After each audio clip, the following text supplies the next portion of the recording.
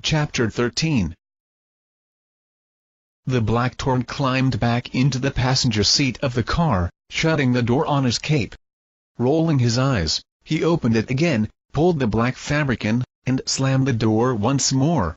He grabbed the small black box from the back seat and placed it on the dashboard. As he plugged the device into the cigarette lighter, there was a burst of static before the faint sound of music could be heard through the speaker. "What is that?" Overcast asked, looking up from his cell phone. "Gilligan's Island." The men had gotten to the Sand Dove Hotel a little before 1 a.m. Rufus Thorne often traveled under the moniker of Jose Fisher, and sure enough, when Michael had called the hotel to inquire about a guest with that name, they advised that his party was in rooms 201 and 203. They had expected Thorne and his men to be asleep, but when they got there, room 203 was lit. One man was passed out on the bed, while another was sitting up, watching television. Thorne decided to place a monitoring device on the window. When the second man fell asleep, they would make their move. Overcast went back to staring at his phone. Thorne leaned over and glanced at the screen. "Pac-Man?" "The best game ever," the private eye said with a smile. Shaking his head, Thorne pulled out his own phone. Technology had advanced a lot in the 20 years since his father had donned the suit. It was a good thing, too, since he often wondered how else he would be able to juggle being Black Torrent and his CEO responsibilities. It was one of the reasons Yul had insisted on coming back into the business to help him, since he knew firsthand how difficult it could be. Answering a string of emails and reviewing documents for a meeting the following afternoon, Thorne then glanced at the clock. 45 minutes had gone by and they could still hear the man giggling at an episode of The Munsters.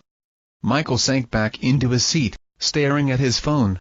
He pulled up the website for the Gale Home for Children, navigating to the bio page for its administrator. "She's never going to believe us, you know." "What do you mean?" "Sarah. She's not going to believe she's my sister. We might be able to convince her of the cousin angle, but even that's a stretch." He clicked on a picture of the woman, enlarging it. "I don't want her having doubts. I don't want to have any doubts." "Then we're going to need to get more proof, that's all. I don't know if we'd be able to unseal her birth certificate, but it's worth a shot. Maybe Maggie had some relatives we can track down. There's got to be something out there." Overcast put a hand on Michael's shoulder. "Don't worry, I'll find it." Thorne was about to thank his friend when the small surveillance speaker sprang to life. "What the hell are you doing up?" It was Rufus Thorne's voice. The crime fighters turned their attention to the machine. "I couldn't sleep," the henchman said, his voice gruff and dry. "I don't care. Get to bed. We have to be at the girlfriend's place at 8 a.m. "Right, and we have to use a secret code, don't we? We tell her we're here to pick up the key. Chains." The man drawled out the last word, making it obvious he was talking about something entirely different. "No, you idiot. She's a stupid broad, she actually thinks there's keychains and souvenirs in there. So don't go saying anything like that and giving it away. The last thing we need is her getting suspicious and calling the cops." There were a few moments of silence and then the sound of a beverage can being opened. "I need those guns for January. I'm already irritated we're down 2. That ain't our fault. That was Mr. Vegas. Mr. Bling, get it right. And I know it's his fault. That's why it's no longer a clean trade. He's adding $25,000 to the pot. Now, turn off the TV and get to bed." There was a shuffling sound and a click as the television switched off. A couple of minutes later, heavy snoring could be heard. "Do we go in?" Overcast asked. "No, I think we got enough." Thorne glanced at the picture of the woman on the phone. "Next stop, Gale Home." The Gale Home for Children was located in an area that was mostly residential, but had a few shops and businesses along the main street. The men had decided to stop back at the tower and trade the sports car for their utility vehicle. Overcast drove the black unmarked van slowly past the group home while Torrent looked the building over. From the front, it was a large brick rectangle. A nice-looking rectangle, to be sure, but nothing spectacular. In the back of the building, there was a grassy area surrounded by a wrought iron fence which contained some playground equipment. Traveling a block further, Ravenswood pulled over into one of the residential driveways. As it was approaching 3:30, everything was quiet and most of the houses were dark. If they were lucky, nobody would notice the vehicle was there. Quietly, they made their way back to the orphanage. Overcast looked over the area for security cameras. There were a few, but not nearly enough to keep an eye on everything, so he chose a spot that would be unseen. Squatting down, he weaved his fingers together. Torrent stepped into his cupped hands and Overcast lifted him to the top of the fence. Michael vaulted over quickly, then thrust his arms through the fence from the other side to help his partner. He was able to lift Overcast easily enough, but the hatted man had difficulty getting himself over. "We should have done this the other way round," whispered Torrent. "Next time," grunted Overcast. He was almost over the top, but his trench coat belt snagged on one of the fence's ornamental spires. Torrent dodged out of the way just as his friend yanked free. He managed to get his legs under himself, but it was a heavy landing. With a groan, he picked up his hat and casually brushed it off. "So, where do you suppose the guns are hidden?" "Look around for a shed or some other external structure. They'd want to keep the weapons as far away from the kids as possible." The two men looked over the grounds, but there were no buildings other than the main structure itself. The back looked pretty much like the front, except there were two small additions jutting out. One was rather tiny and had residential-style windows like the rest of the building. The other was much larger and had block glass windows, as well as two large garage doors. "They must be in there." Overcast went to work picking the lock while Torrent acted as lookout. Counting the time it had taken them to get over the fence, they had been there nearly 5 minutes and still no guards had shown up. "Security here stinks. When I make my donation, remind me to tell Sarah to use some of the money to fix that." Agreed. Ravenswood opened the door. That knob was hardly a challenge at all. The men shined their flashlights around the garage. Half of the room was taken up by a large white minibus. The other half looked like it was used primarily for storage. One wall was made into a series of shelves which were covered with cardboard boxes and tools. There was also a large collection of stuff on the floor, a lawnmower, various bikes and ride-on toys, and plastic containers filled with Christmas decorations. In the middle of the bare part of the concrete were two medium-sized wooden crates, the words Tennessee Novelties stenciled on the side. Torrent pulled a crowbar off of the wall. "Come on. I'll open this one. You get that one." The men soon had the tops off of the crates. Both were full of fluffy white styrofoam packing peanuts. Digging into his box, Overcast pulled out a shot glass that said "Bada Bling. Bling City." He reached in again and pulled out a beige coffee cup that read, "Bling, there, or be square." "This is crap," said the hatted hero. "There aren't any guns." Torrent's crate held keychains and beer steins. He pushed them all to an end, spilling packing foam onto the floor. Reaching halfway down into the box, he felt around until he located a small finger hole. "What have you got?" asked Overcast, coming over for a closer look. Torrent held the wooden sheet up with one hand and reached under it with the other. His hand emerged with a gun nearly as long as the crate itself. "That's a long-range sniper rifle." Ravenswood gasped, nearly forgetting to keep his voice down. "You can kill someone from a half-mile away with one of those." Feeling around inside the crate, Torrent said, "It feels like there's a second one." "Yeah, it's just a two." "And I assume two in the other crate," said Overcast. "Plus the crate that was stolen the night before last," reminded Torrent. "That was a street gang. Holy crap, there's a street gang out there with two sniper rifles to play with." Overcast had managed to lift up the false bottom in this crate by now. "Yep, There's 2 more in here. Plus ammo, from the feel of it. He must be selling these to Thorne. Or giving them to him in exchange for work. Like blowing up a building. I'd imagine Thorne would have trouble getting something like this on his own, particularly since the feds are always watching him. Michael thought for a moment. These guns have to cost around $10,000 each. You can't just waltz into a store and buy one. Bling must have some extremely high-level connections. Great. Outbid Bling on a building, he has it blown up. Or has a sniper kill you. Before he could go any further, Overcast's heart started to race. Do you know what this means? We've done it. We got Bling. The Bling City souvenirs, in the same crates as illegal guns. Come on. What could be seen of Torrent's face didn't look happy. His mouth pursed and there was disappointment in his eyes. What? Asked Overcast. We can't.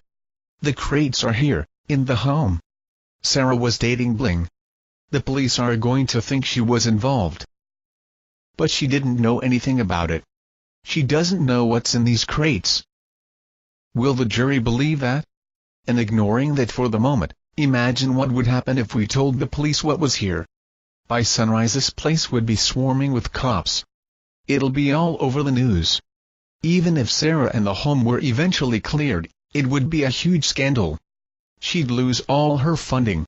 How many people would want to adopt a child from an orphanage that's been implicated in acts of terrorism?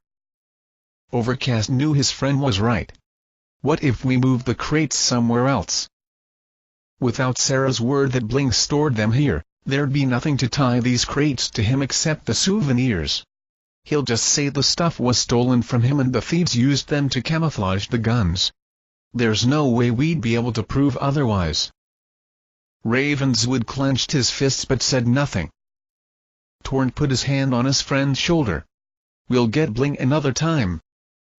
Taking a deep breath, he let it out slowly. Let's just grab the crates. We'll ditch the souvenirs and turn the guns into Brooks. Actually, we have to leave the crates here. Torrent laid the guns down next to the crates, then started pulling out small boxes of ammunition. Why? Overcast started helping Torrent, even though he had no idea why they were doing it. If Thorne gets here and the crates are missing, he might get mad and do something to hurt Sarah. But, if we take the guns out and nail them shut, he'll think there's nothing wrong. But, won't he check?